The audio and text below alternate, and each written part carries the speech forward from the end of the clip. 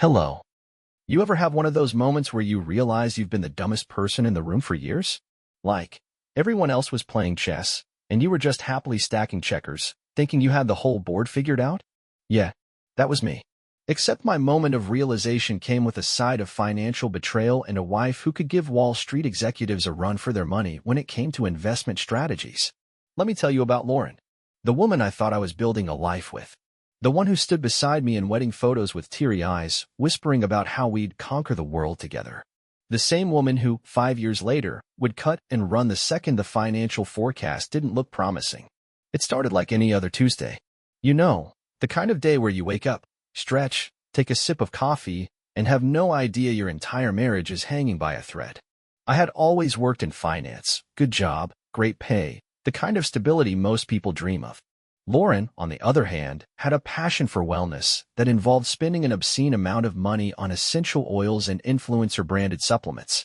She worked, if you count her attempts at launching 5 failed Instagram businesses and spending a fortune on self-help seminars where she wrote things like Manifest Wealth in a leather journal while sitting cross-legged in a room full of equally lost souls.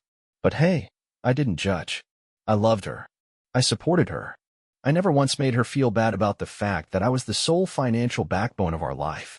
And for a while, I actually believed she was my partner in this. Until I decided to test that theory.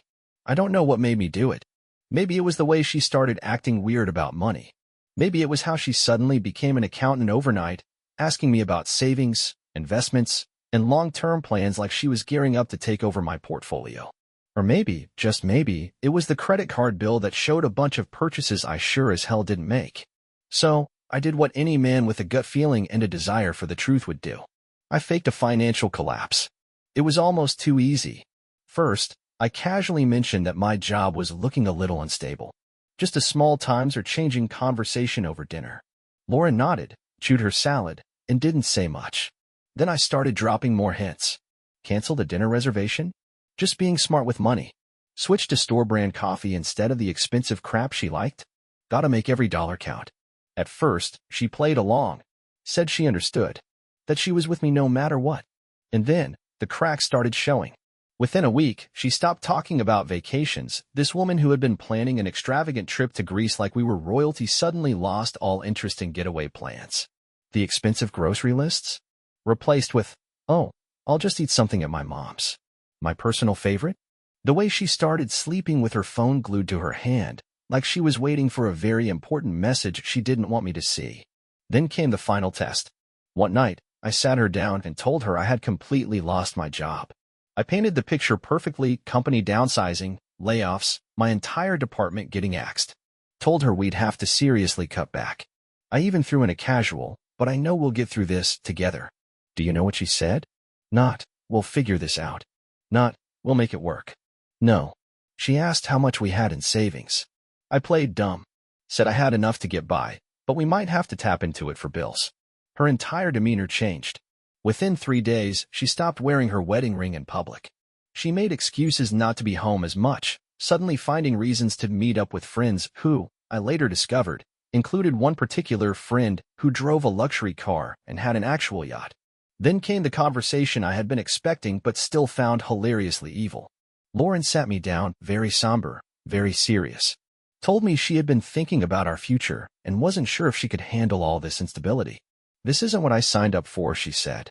Like I was a used car that just started breaking down after the warranty expired. I played it cool. Nodded. Told her I understood. Inside, I was laughing.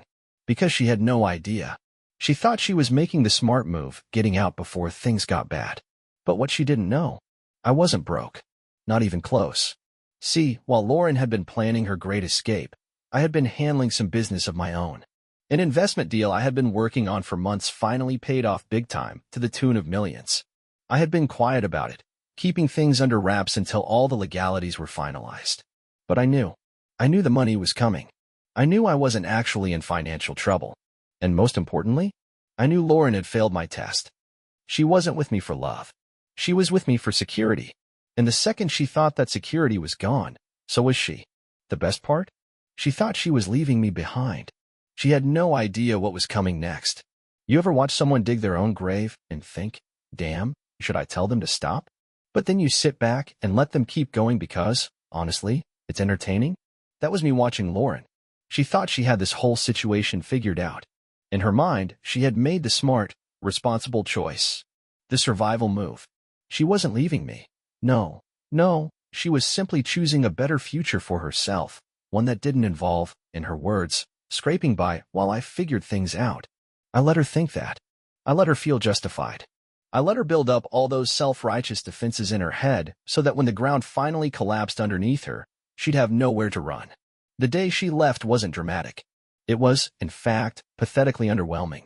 No tears, no screaming, no long, emotional conversation about our marriage. Nope. Lauren packed her bags in silence like she was clocking out of a job she hated but didn't want to burn bridges with. I stood in the doorway, arms crossed, watching as she zipped up her last suitcase. I think this is for the best, she finally said, adjusting her purse. No sorry. No I love you. Just a transactional farewell, like returning an item to a store and hoping for a refund. I nodded, played my role, looked appropriately wounded but understanding, and said, I get it. That was all she needed to hear. She gave me a small, tight-lipped smile, a sympathetic one, like I was a stray dog she had fed for years but couldn't afford to keep anymore. Then she was gone. Just like that. 2 hours later, she updated her relationship status on Facebook to single. 30 minutes after that, she posted an Instagram story of a fancy dinner with a mysterious, well-dressed man across the table. She didn't tag him, but I already knew who it was. His name was Ethan Crawford, 36. CEO of a mediocre real estate company his daddy built for him. The type of guy who played golf at mid-tier country clubs and thought that made him a financial genius. Ethan was her safety net. He had been circling for a while, like a vulture waiting for the right moment to swoop in. I bet Lauren felt pretty damn smart. I bet she thought she had one. I gave her 3 weeks. She lasted 2. At first, everything looked perfect. Lauren started posting the fake happy couple pics, the ones where she's laughing at nothing while holding a cocktail in a restaurant she never used to afford without me. She posted pictures of romantic weekend getaways that were really just trips to Ethan's overpriced condo in Miami. Then the cracks started to show. It started subtly. A shift in the captions. The way she stopped posting pictures of him and only posted herself, that classic move women make when they want people to think they're still winning but their life is quietly imploding. And then, exactly 15 days after leaving me, Lauren sent me a text. Hey. That's it. Just hey. Like she was some ex-classmate I hadn't talked to in years who suddenly remembered I existed. I stared at the message for a solid minute before responding. Hey. She answered fast. Hope you're doing okay. Just wanted to check in. Oh, she was checking in? How thoughtful. I could have just ignored her. I could have gone straight for the kill. But no, the game was still being played. So I took my time. Let her stew in it. 5 hours later, I replied. Yeah, I'm good. I knew she'd bite. And she did. Good to hear. Things have been crazy on my end. Oh? Crazy? I didn't ask her to elaborate. I let her sit with that awkward silence, let her wonder if I cared. She cracked 7 minutes later. I've just been doing a lot of thinking. About us. About everything. Ah, there it was. The opening. The first breadcrumb leading her straight into the pit. Still, I didn't make it easy. That's a lot to unpack. Hope things are working out for you. Cold. Distant. Indifferent. The next text came 5 seconds later. Can we meet? Just to talk. I almost laughed. She wasn't ready for what I had planned. She thought she was coming back to talk? No, Lauren. You're coming back to watch your entire world burn down. People like Lauren never see the hit coming. That's the thing about users. They think they're the smartest person in the room, that they have everything under control, that they can manipulate situations and people like pieces on a chessboard. But here's what she forgot. I wasn't playing her game. I was letting her play herself. So when she texted me asking to meet, I didn't say yes right away. I let her squirm. I let her imagine the conversation, let her sit there analyzing every word, let her wonder if she still had a way in. Because for someone like Lauren, silence is unbearable. She needed control. She needed to know what I was thinking, how I was feeling. That's why I ignored her for a full 24 hours before replying with a simple, yeah, let's meet. I picked the place, an expensive little rooftop bar downtown, the kind of place where drinks cost as much as groceries and people pretend they belong there. I wanted her to see it, to feel it, To realize that the life she thought she was escaping was still mine to enjoy while she had been downgraded to a situationship with Ethan Crawford. I arrived 10 minutes late on purpose, giving her time to sit there, looking around, fidgeting with her phone, probably already regretting showing up. And when I finally did walk in, I didn't rush to greet her. I let her see me first. Let her really see me.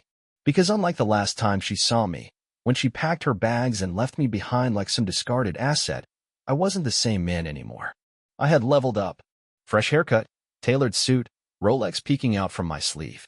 Everything about me screamed success. And Lauren? She looked off. Like she had tried really hard to look expensive, but something was missing. Her confidence wasn't real anymore. She wasn't the same woman who had walked out my door thinking she was trading up.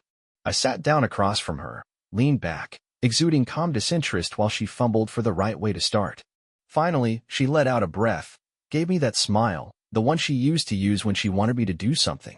You look good. I almost laughed. Of course, I looked good. I looked better than I ever did when she was around, and that fact burned her. I shrugged. Yeah, I've been doing well. A flicker of something, regret, panic, confusion, flashed across her face. She was expecting someone else. She was expecting the Nick she left behind, the Nick who was supposed to be struggling, supposed to be barely holding things together. Instead, she was sitting across from a man who looked like he had never lost anything in his life. She stirred her drink, took a slow sip, stalling. I said nothing. Let her squirm.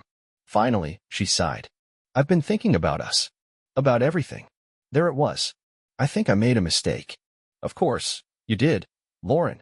I tilted my head slightly, pretending to consider it, but inside, I was savoring every second.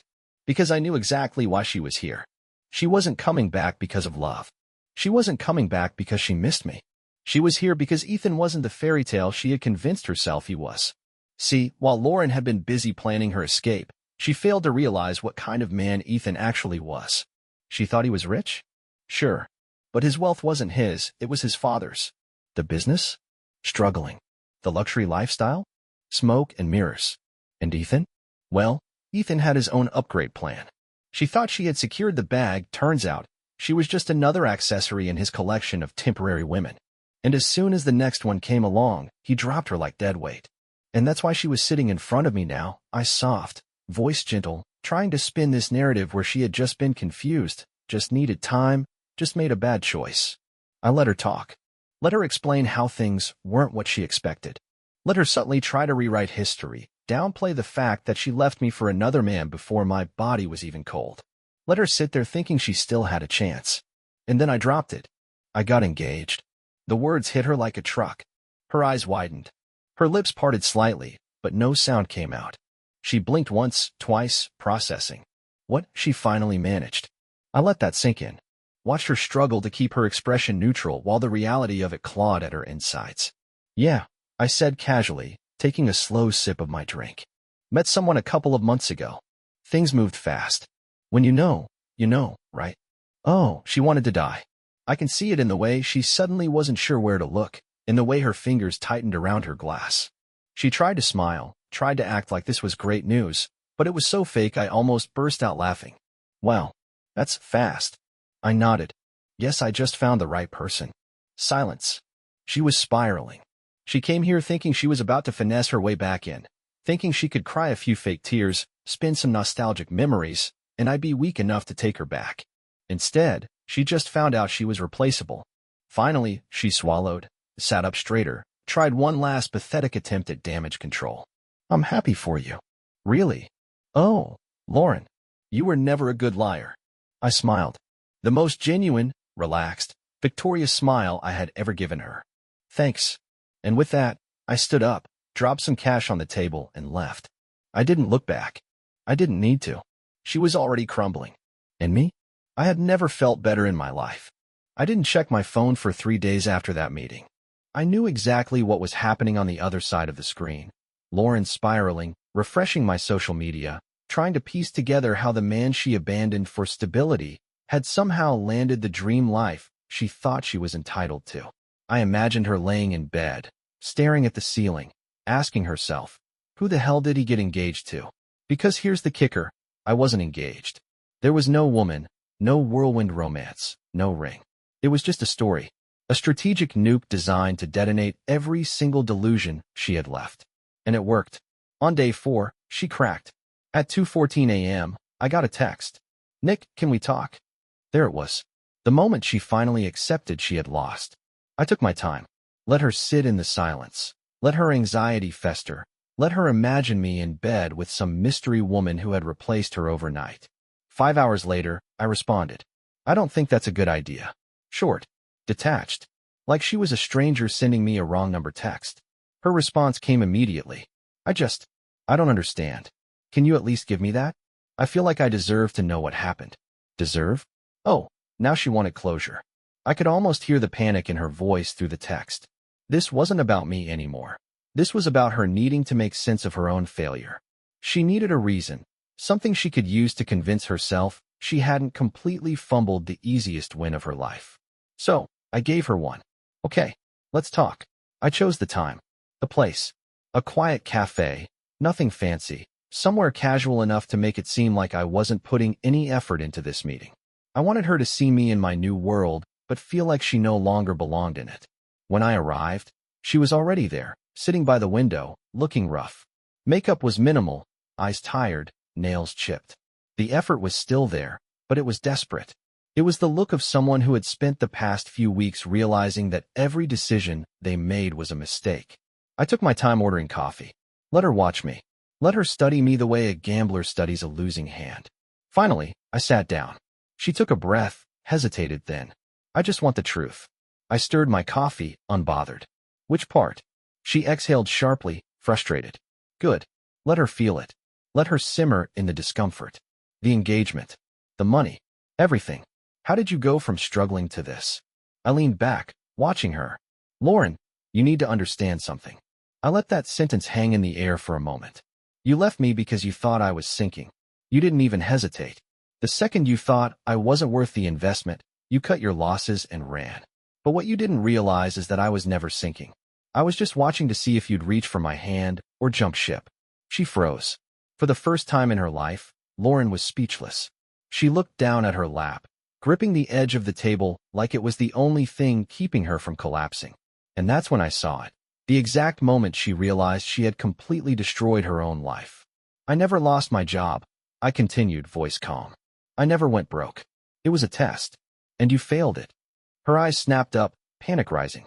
"Nick, I held up a hand. Not finished. I didn't expose you. I didn't beg you to stay. I let you make your choice.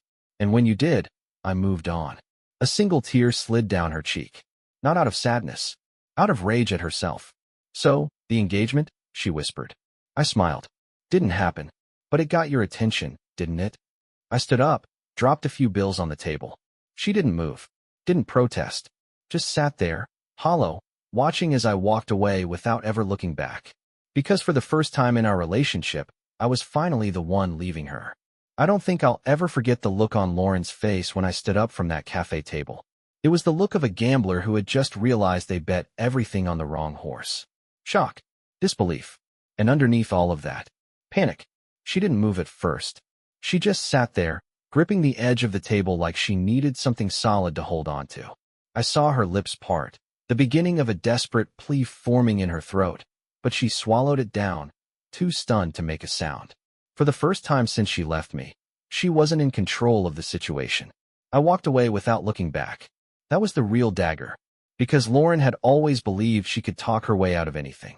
She had convinced herself that if she just worded things right, found the right angle, hit the right emotional notes, she could fix it. Not this time. By the time I reached my car, my phone buzzed. I smirked before even checking. Of course, it was her. "Lauren, Nick, please. I need to talk to you." I ignored it. 10 minutes later, another one. "Lauren, I didn't leave because I didn't love you. I was scared. I thought I was doing the right thing. Please, just let me explain." And then, the final text that reeked of desperation. "Lauren, if I could take it all back, I would. Please, just meet me one last time." I stared at the screen for a long moment, letting the weight of her words settle in. If I could take it all back. If she could go back in time and undo the moment she walked out of my life, she would. But time doesn't work like that. And neither do second chances. Still, I wanted to see just how deep her regret ran. So, I replied, One last time. I picked the spot. A quiet, empty park bench at dusk. No fancy bars, no public cafes. Just me, her, in the dying light of the evening. She was already there when I arrived, pacing. I could tell she had been crying. Her eyes were puffy, makeup barely hanging on. She looked like someone whose entire world had just caved in. When she saw me, her breath hitched. I saw her body tense like she was preparing for impact, like she was expecting me to just unload every bit of resentment I had. Instead, I just stood there, waiting. She finally spoke, her voice a whisper. I don't know where to start. I gave her nothing. No reaction, no encouragement. Just silence. She exhaled shakily, wiping at her face with the back of her hand. I had never seen Lauren like this before. She had always been poised, collected, in control. Now, she was unraveling right in front of me. I messed up, she finally admitted, her voice breaking. I thought I was doing the right thing, but I wasn't. I was selfish. I was stupid. And I ruined everything. She blinked up at me, her lip trembling. I didn't love Ethan. I let out a sharp laugh. I know. She flinched, but didn't argue. She knew I was right. He was a mistake, she whispered. He used me. I thought he was going to be my future, but the whole time, I was just disposable. I tilted my head. Oh, so you do understand how that feels? She inhaled sharply like I had just punched her in the gut. Good. Her hands clenched into fists at her sides, frustration mixing with regret. You have every right to hate me, she whispered, her voice raw. But I need you to know that I never stopped loving you. Now that was the biggest lie she had ever told. Love isn't conditional. Love isn't a calculated move based on finances, lifestyle, and comfort. If she truly loved me, she wouldn't have left the second she thought I was a bad investment. But I wanted to see just how low she was willing to go. So I let her talk. Lauren started spiraling, grasping at old memories, reminding me of inside jokes we used to have, vacations we had taken, dreams we once shared. She painted our past like it was some kind of unfinished masterpiece, trying to make me believe we could pick up a brush and fix it. But I had already burned the canvas. I watched her fight against reality in real time. The way her breathing became uneven, the way she blinked furiously to keep the tears from spilling over. It wasn't just regret. It was fear. Fear that she had lost the one person who actually gave a damn about her. Fear that she had ruined the best thing that had ever happened to her. Fear that there was no undo button. And for the first time since she left me, I saw the truth. Lauren wasn't just sorry. Lauren was terrified. Because she finally realized what she had done. She had played herself. And there was no coming back from it. After she had said everything she could possibly say, after she had poured out every excuse, every bit of self-pity, every ounce of pathetic nostalgia, she finally looked up at me, waiting. Waiting for me to say something. Waiting for me to forgive her. Waiting for me to tell her there was hope. Instead, I took a slow breath, leaned in just slightly, and whispered the words that would haunt her for the rest of her life. You were my biggest mistake. And with that, I stood up. I walked away. For the last time. I didn't check my phone that night. I didn't need to. I already knew what was happening on the other side of the screen. Lauren, sitting alone in the dark, staring at a phone that would never light up with my name again. Because now, she was the one who had to live with the silence. Lauren should have taken the hint. She should have sat with her regret in silence, let it eat away at her, and accepted the loss. But people like her? They don't go down quietly. No, they rage. They claw.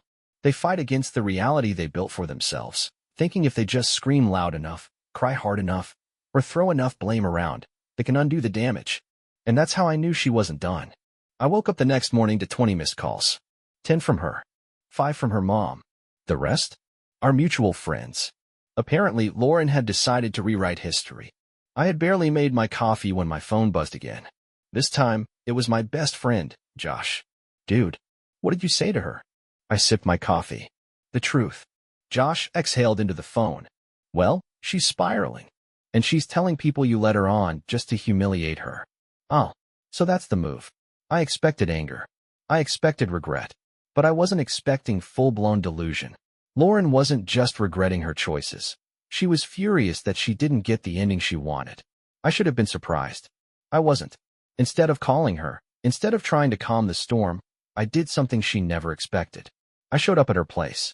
When she opened the door and saw me standing there, her eyes widened in pure shock.